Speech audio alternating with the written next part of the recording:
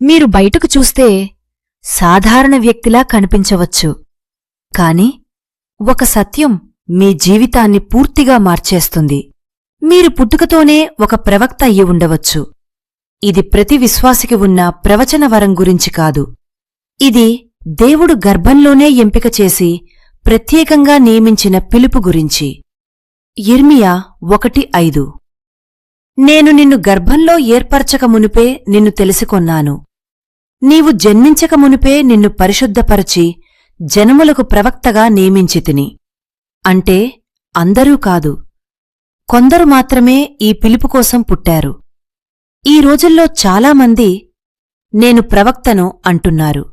కాని వినండి, ప్రవచనం చెప్పడం ఒక వరం, ప్రవక్తగా పిలువబడటం ఒక బాధ్యత. ఇవి రెండూ ఒకే కావు. 9 సూచనలు. మీరు పుట్టుకతోనే ప్రవక్త అయితే ఒకటి, మీ మాటలు నెరవేరుతాయి. దేవుని స్వరం మీ నోటిలో.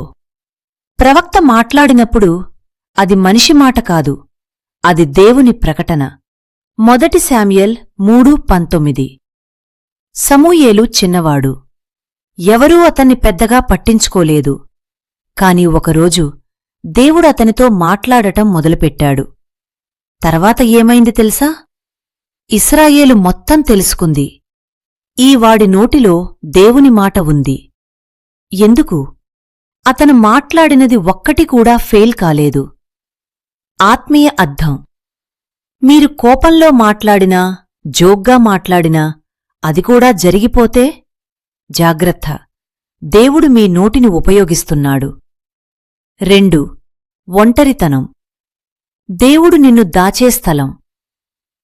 ప్రవక్త జీవితంలో ఒంటరితనం యాదృచ్ఛికం కాదు, అది దేవుని ప్రణాళిక ఒకటి. కింగ్స్ 17.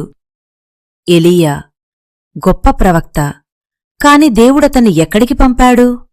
జనాల దగ్గరకు కాదు, కేడితువాగు దగ్గరికి.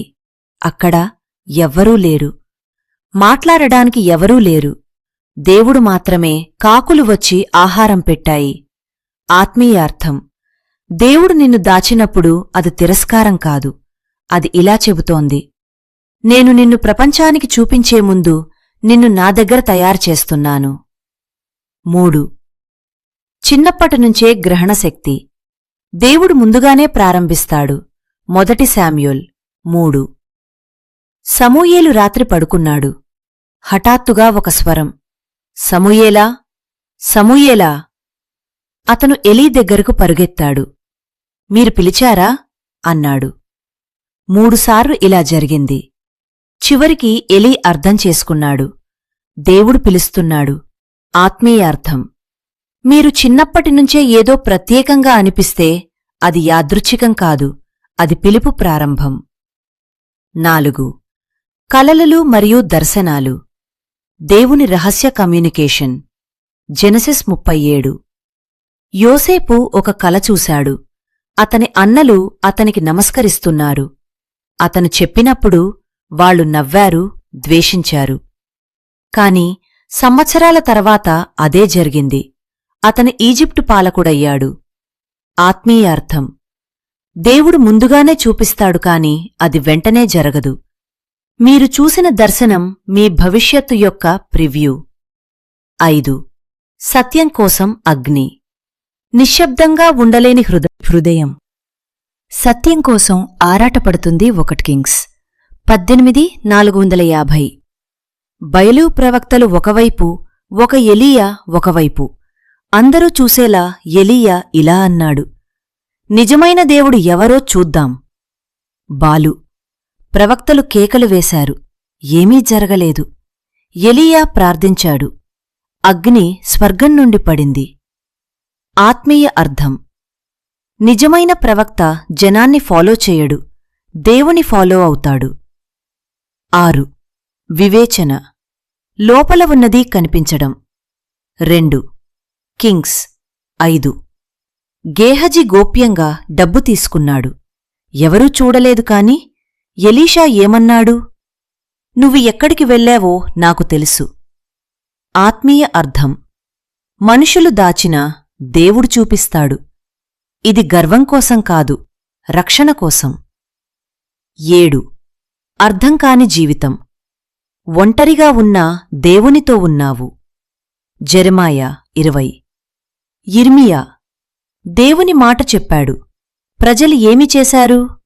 నవ్వారు, కొట్టారు, జైలులో పెట్టారు. అతను బాధతో ఇలా అన్నాడు, దేవా, ఇక నేను మాట్లాడను. కాని అతని లోపల అగ్ని మండింది. ఆపలేక మళ్లీ మాట్లాడాడు. ఆత్మీయ అర్థం. నిజమైన పిలుపు. మీరు ఆపలేరు. 8. ప్రార్థన భారము. దేవుని హృదయం మీలో. ఏమోస్ 7. దేవుడు తీర్పు చూపించాడు. ఏమోసు ఏమి చేశాడు? ప్రభూ, క్షమించు అని ప్రార్థించాడు. దేవుడు తీర్పు నిలిపేశాడు. ఆత్మీయ అర్థం. ప్రవక్త కేవలం తీర్పు చెప్పడు, మధ్యవర్తిత్వం చేస్తాడు. మీరు ప్రార్థనలో ఏడుస్తే అది దేవుని కన్నీళ్లు. 9. వాక్యంపై ఆకలి. దేవుని వాక్యం లేక బ్రతకలేరు. జెరెమాయా 15:16. యిర్మీయా ఇలా అన్నాడు, నీ మాటలు నాకు ఆహారం అంటే వాక్యం చదవడం కాదు, వాక్యంతో జీవించడం ఆత్మీయ అర్థం. నిజమైన ప్రవక్త వాక్యానికి బానిస. వాక్యం లేకుండా అతను బలహీనుడు. ఈ లక్షణాలు మీలో ఉన్నాయా? అయితే వినండి. దేవుడు మీను పిలిచాడు.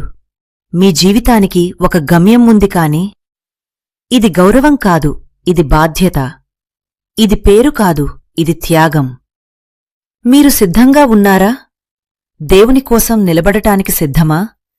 నిజం కోసం జీవించటానికి సిద్ధమా? అయితే ఈరోజే నిర్ణయం తీసుకోండి.